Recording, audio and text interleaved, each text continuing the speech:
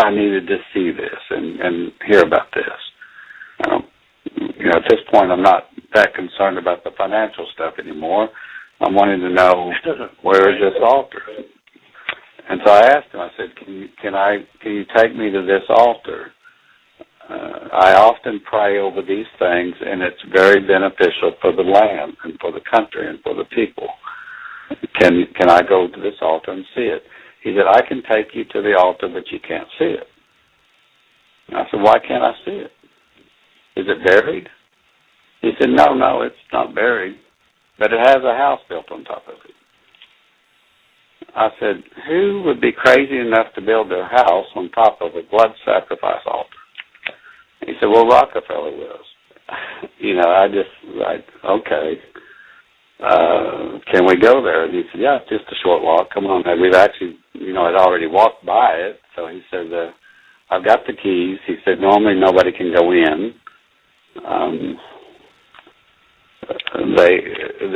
The way these things are set up, they're historical homes now. The state of Georgia owns the park.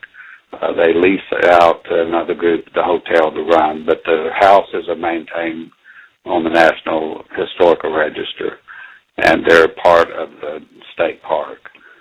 So you can't go in any of them without a guided tour or permission, but you can go look in the windows and walk on the porches and walk all around them. And they're set up inside just like they were when they were actually being used back in the 20s and earlier. So we go over there, and he's got the keys, though. So we go into the house, and he takes me into the parlor, and he says, well, I know you're a praying guy, so you probably would like to have a little time to pray. He said, you're standing right on top of the altar right now. This is the room that is built on top of it.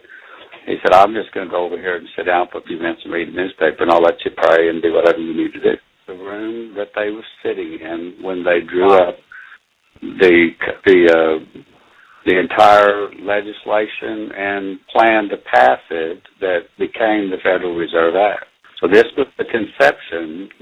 This the algorithms for playlist made